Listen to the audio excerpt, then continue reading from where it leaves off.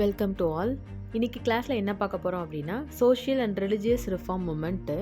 இது வந்து நம்ம ஆல்ரெடி எப்படி இந்தியன் நேஷ்னல் மூமெண்ட் வந்து பார்க்க போகிறோம், அதாவது இந்திய தேசிய காங்கிரஸ் அப்படின்ற யூனிட் வந்து எப்படி பார்க்க போகிறோம் அப்படின்றதுக்கான ஒரு பார்ட் 1 வீடியோவும் போட்டிருக்கோம். எந்த ஆர்டரில் நம்ம டாபிக்ஸ் வந்து கவர் பண்ண போகிறோம்னு சொல்லிட்டு.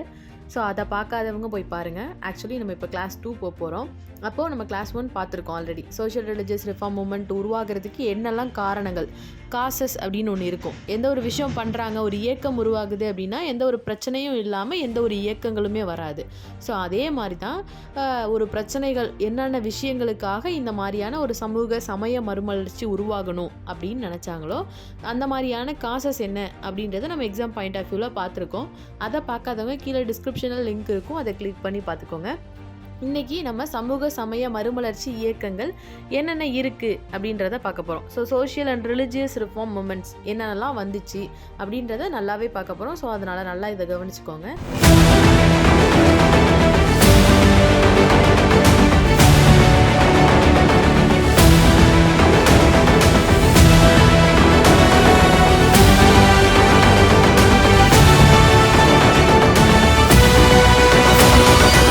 ஃபஸ்ட்டு பார்க்க போகிறது யாரை பற்றி அப்படின்னா ராஜாராம் மோகன் ராய். இவரை பற்றி நம்ம நிறைய கேள்விப்பட்டிருப்போம். ஆக்சுவலி இது ஒரு பெரிய கொஷின் பேசிஸ். இப்போது என்ன சொல்கிறது, எக்ஸாமில் நிறைய கொஷின்ஸ் வந்து ரிலேட்டடாக இந்த பிரம்ம சமாஜ் ரிலேட்டடாகவும் ராஜாராம் மோகன் ராய் சம்மந்தமாகவும் கொஷின்ஸ் நிறைய கேட்டிருக்காங்க.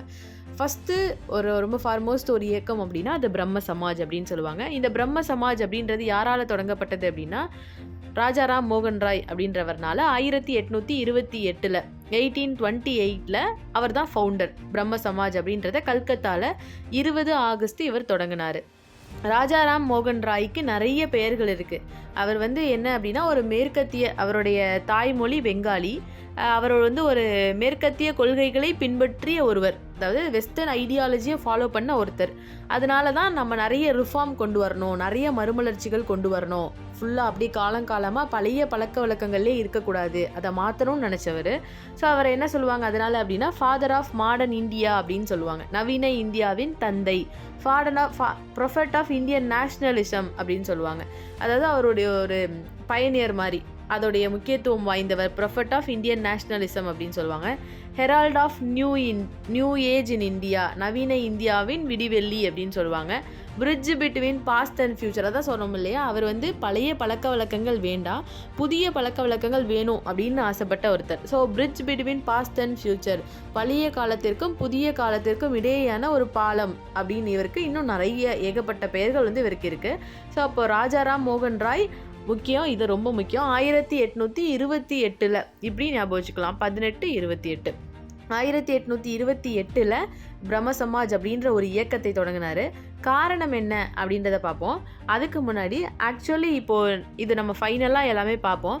ரிவைவல் மூமெண்ட்டு, ரிஃபார்ம் மூமெண்ட் இப்படி தான் தொடங்கப்பட்டுச்சு. இப்படி 2 விதமான சமூக சமய மறுமலர்ச்சி இயக்கங்கள் இருந்துச்சு. ரிவைவல் அப்படின்னா தன்னுடைய ஏதோ ஒரு மதத்தையோ தன்னுடைய ஏதோ ஒரே விஷயத்துக்காக அதை மட்டும் முன்னேற்றத்திற்கான ஒரு முன்னேற்பாடாக ரிவைவலிஸ்ட் மூமெண்ட் இருந்துச்சு. இது ஒரு விதம். இது சமூகம் சார்ந்தும் இருந்துச்சு. ரிஃபார்ம்ன்றது அந்த இந்து மதம்னா அப்போ இந்து மதமோ முஸ்லீம் மதமோ அந்த மதத்தை மேம்படுத்துறது மட்டும் அல்லாமல் எப்படி இருந்துச்சு அப்படின்னா மறுமலர்ச்சிகளாகவும் இருந்தது ரிஃபார்ம் மூமெண்ட். இப்போ இந்த பிரம்ம சமாஜ் அப்படின்றது one of the reform movement அப்படின்னு சொல்லுவாங்க. இது ஒரு விதமான மறுமலர்ச்சி இயக்கம். இவர் மேற்கத்திய ஐடியாலஜிஸை நிறைய ஃபாலோ பண்ண ஒருத்தர். இப்போ நம்ம சொன்னோம் இல்லையா, இவருக்கு நிறைய பெயர்கள் இருக்குது. என்னெல்லாம் அங்கே பார்த்த மாதிரி ப்ரொஃபட் ஆஃப் இந்தியன் நேஷ்னலிசம், அப்புறம் herald of new age in India, father of modern India, இந்த மாதிரி நிறைய சொன்னோம். அதே மாதிரி இந்தியாவின் முதல் நவீன மனிதன், first modern man in India, father of Indian renaissance, இந்திய மறுமலர்ச்சியின் தந்தை, நூற்றாண்டின் வழியை கண்டுபிடித்தவர், pathfinder of his century அப்படின்னு சொல்லிட்டு நிறைய இவருக்கான அடைமொழி பெயர்கள் இருக்குது. ஸோ ஏன் அப்படின்னா அதற்கான காரணங்கள் சமயம் சார்ந்தும் சரி சமூகம் சார்ந்தும் நிறைய விதமான மறுமலர்ச்சிகளை கொண்டு வந்தவர் அப்படின்றதுனால. இவரை பற்றி என்ன நம்ம தெரிஞ்சுக்கணும் அப்படின்னா, இவர் எழுதின புக்கு பேர் கிஃப்ட் டு மோனோதீயிஸ்ட் அப்படின்னு சொல்லுவாங்க. அதாவது மோனோதீயிசம் அப்படின்றது ஒரே கடவுள் கொள்கை அப்படின்றத பின்பற்றின ஒருத்தர். இவர் வந்து ஒரு கடவுள் அப்படின்ற கொள்கையை பின்பற்றினவர். ஸோ அவருடைய புக்கு வந்து கிஃப்ட் டு மோனோதீயிஸ்ட் அப்படின்னு சொல்லுவாங்க. ஆத்மீய சபா, இவர் தான் ஆத்மீய சபாவை உருவாக்குனவரும் இவர் தான். ஆத்மீய சபா வந்து 1815 இவர் உருவாக்கப்பட்டது. ரெண்டுமே கிட்டத்தட்ட ஒரே விதமானது தான். என்ன அப்படின்னா சமூக மறுமலர்ச்சி சார்ந்தோம் ஒரு நிறைய எல்லாருக்கும் ஒரு நல்ல எண்ணங்கள், அதாவது ரொம்ப பியாண்டு இது லெவலில் யோசிக்கணும். நார்மலாக ஒரு சின்ன அந்த காலத்தில் யோசிச்சிருப்பாங்களா அந்த மாதிரி இல்லாமல் free and collective thinking and social ரிஃபார்மாக இருக்கணும் ஒரு விஷயம் அப்படின்றதுக்காக ஆத்மீய சபா, பிரம்ம சமாஜும் இவருடையது தான். ஆத்மீய சபாவை உருவாக்குனவரும் ராஜாராம் மோகன் ராய் தான். இவர் நிறைய இன்னும் கல்லூரிகள்லாம் உருவாக்கியிருக்காரு. டேவிட் ஹேரே அவருடைய சேர்ந்து இவர் என்ன பண்ணியிருக்காருன்னா இந்து கல்லூரி, இப்போ அதுக்கு பேர் வந்து பிரசிடென்சி காலேஜ் அப்படின்னு சொல்லுவாங்க. பிரசிடென்சி கல்லூரி கொல்கத்தாவில் இருக்குது. 1817 இவர் உருவாக்குனாரு டேவிட் ஹேரே அவருடைய இணைந்து. அதுக்கப்புறம் வேதாந்தா கல்லூரி அப்படின்றத 1825 உருவாக்குனாரு. இவருடைய முக்கியமான ஒரு கொள்கை என்ன அப்படின்னா ஒரே கடவுள் கொள்கை. நம்ம சொன்னோம் இல்லையா, மோனோதீயிசம், ஒரே கடவுள் கொள்கையை பரப்புவது, இந்து மதத்தை தூய்மையாக்குவது.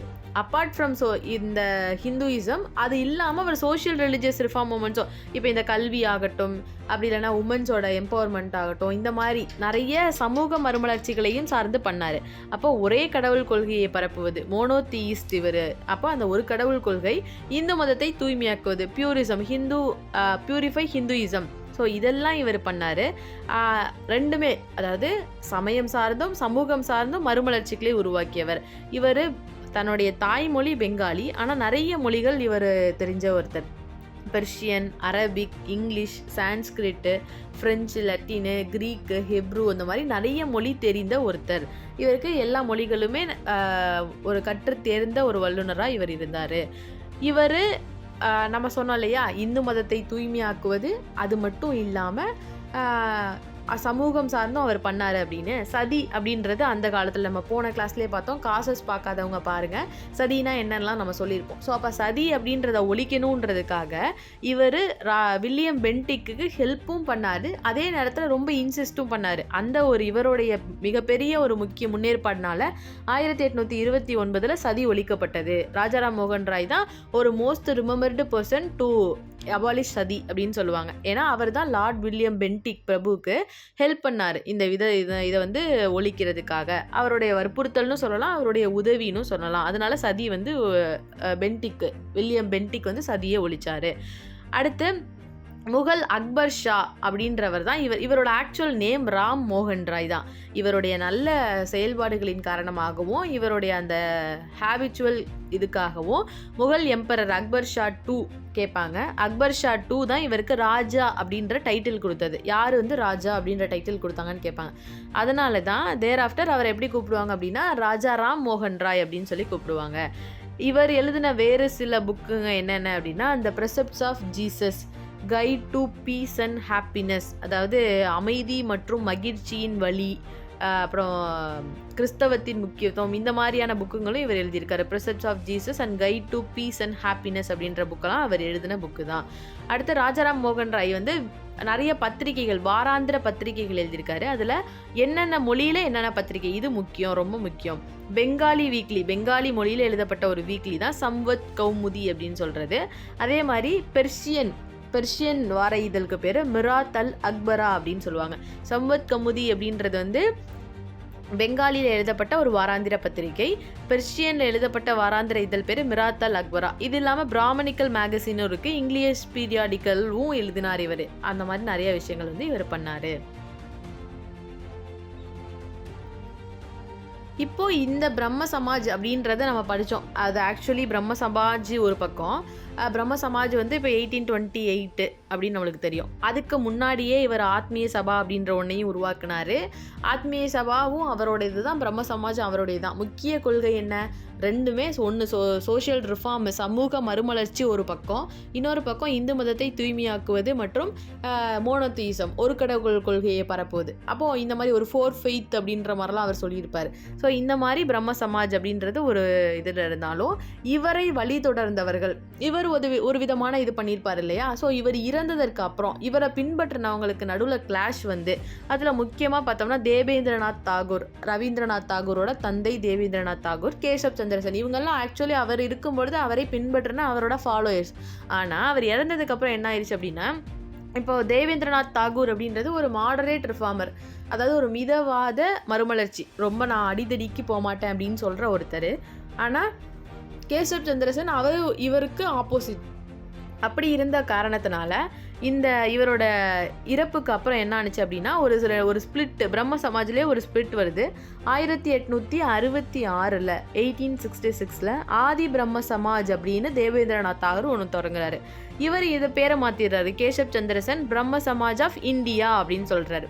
இப்படி 2 தொடர்ந்து இருந்துச்சு.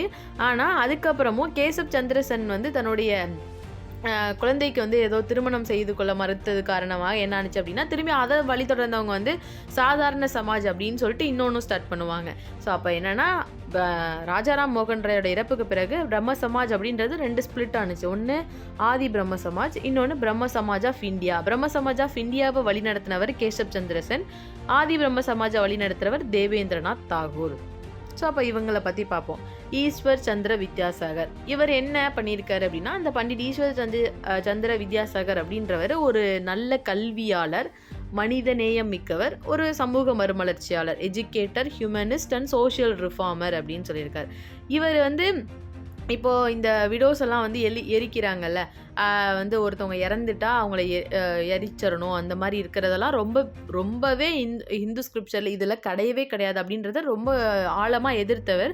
விடோ ரீமேரேஜ் பண்ணணும், விதவை திருமணம் பண்ணணும் அப்படின்னு சொல்லி அந்த மறுமணத்தை ரொம்பவே வந்து ப்ரொமோட் பண்ணக்கூடிய ஒருத்தர். ஸோ தன்னுடைய முழு வாழ்க்கையுமே என்ன பண்ணார் அப்படின்னா, இந்த குழந்தைங்களாக இருந்து கணவர் இறந்து அந்த மாதிரி இறக்குறாங்க இல்லையா, அவங்களுடைய அந்த ரீமேரேஜுக்காகவும் ஹிந்து சொசைட்டியை டெவலப் பண்ணணும் ஸோ அப்படின்றதுக்காகவும் for the betterment of child widows, குழந்தைகள் விதவையாகிறாங்களா அவங்களுக்கு மறுமணம் செய்து வைக்கணும், அந்த இந்து சமுதாயத்தில் அவங்களுடைய அந்த பெட்டர்மெண்ட் லைஃப்பை கொண்டு வரணுன்றதுக்காக தன்னுடைய முழு வாழ்க்கையும் தியாகம் பண்ண ஒருத்தர் தான் ஈஸ்வர் சந்திர வித்யாசாகர்.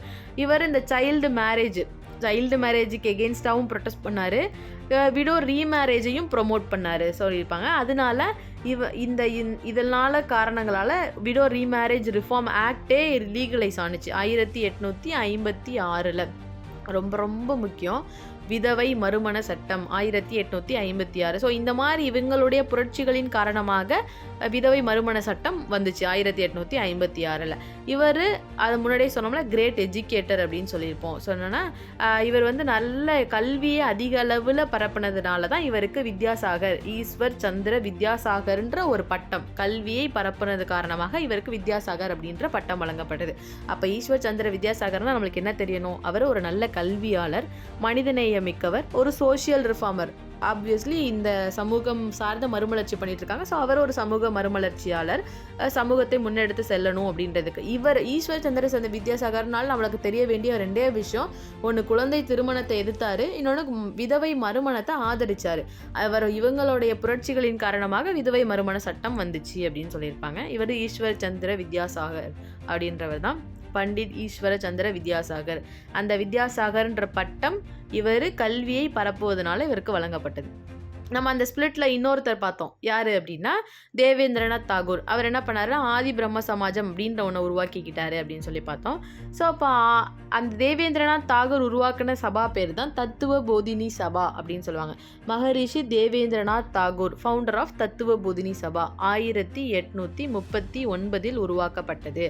1839 தத்துவ போதினி சபா அப்படின்றத உருவாக்குனதும் இவர் தான். இவர் யார், முன்னாடியே சொன்ன மாதிரி ரவீந்திரநாத் தாகூரோட தந்தை, ஃபாதர் ஆஃப் ரவீந்திரநாத் தாகூர். நம்ம அவருக்கு இன்ட்ரோடக்ஷனே கொடுக்க வேணாம். ரவீந்திரநாத் தாகூர் யாருன்னு நம்ம எல்லாருக்கும் நல்லாவே தெரியும். இவர் தான் ஆதி பிரம்ம சமாஜம் நம்ம சொன்னோம் இல்லையா, 1866 ஒரு ஸ்பிளிட் வந்துச்சு. அந்த ஸ்பிளிட்டில் இவர் வந்து மிதவாத ஒரு புரட்சியாளர் அப்படின்ற காரணத்தினால இவர் வந்து என்ன பண்ணார் அப்படின்னா ஆதி பிரம்ம சமாஜத்தை உருவாக்குனாரு. தத்துவ போதினி சபையை உருவாக்குனது அவர் தான். அடுத்து பார்க்க போகிற 3வது மூமெண்ட் பிரார்த்தன சமாஜம். பிரார்த்தன சமாஜம் அப்படின்றது ஆத்மரங் பாண்டுரங் அப்படின்றவரால் 1867 தொடங்கப்பட்டது. 1867 ஆத்மரங் பாண்டுரங் அப்படின்றவர்னால தொடங்கப்பட்ட ஒரு இயக்கம் பேர் தான் பிரார்த்தன சமாஜம். ஸோ இந்த பிரார்த்தன சமாஜத்தில் நிறைய லீடர்ஸ் இருந்தாங்க. அதில் ப்ராமினன்ட் லீடர், முக்கியமான தலைவர்கள் யார் யார் அப்படின்னா எம்ஜி ரானடே, அதாவது மகாதேவோ கோவிந்த ரானடேன்னு சொல்லுவாங்க. அப்படி இல்லைன்னா எம்ஜி ரானடே, நம்ம அதிகமாக பிரபலமாக கேள்விப்பட்ட ஒருத்தர். ஆர்ஜி பண்டார்கர், என்ஜி சண்டாவார்கர், இவங்கெல்லாம் ஒரு முக்கிய தலைவர்கள். ஏன் முக்கிய தலைவர்கள் நம்ம அடுத்து சொல்லுவோம். இவங்க இந்த இயக்கம் படிச்சுட்டு இருக்கோம். எல்லா இயக்கத்தோட இது என்ன சொல்கிறது, ஒரு காப்பி பேஸ்ட், கட் காப்பி தான் எல்லாமே. என்ன காப்பி பேஸ்ட் தான். சமூக மறுமலர்ச்சி, சமூக சேவை, இதுக்காக உருவாக்கப்பட்ட இயக்கங்கள் தான் இது எல்லாமே.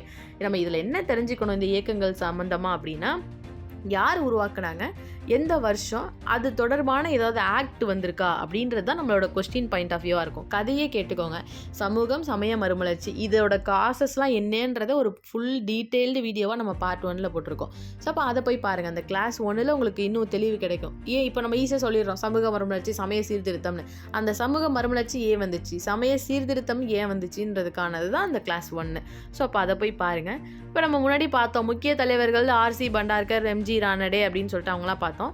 இதில் இந்த முக்கிய தலைவர்கள் ஆர்சி பண்டார்கரும் ஜஸ்டிஸ் மகாதேவ் கோவிந்த ரானடே, அதாவது எம்ஜி ரானடே, இவங்க இந்த ரிஃபார்ம் மூமெண்ட் இதெல்லாம் தாண்டி வேறு எது மேலெல்லாம் தன்னுடைய நோக்கத்தை அதிகமாக செலுத்தினாங்க அப்படின்னா இன்டர் கலப்பு பந்தி, கலப்பு திருமணம், விதவை மறுமணம், அப்புறம் பெண்கள் மற்றும் ஒடுக்கப்பட்டோரோட நலவாழ்வு, அவங்களுடைய வாழ்க்கை முன்னுரிமை, இதுக்காகலாமும் அவங்க போராடினாங்க.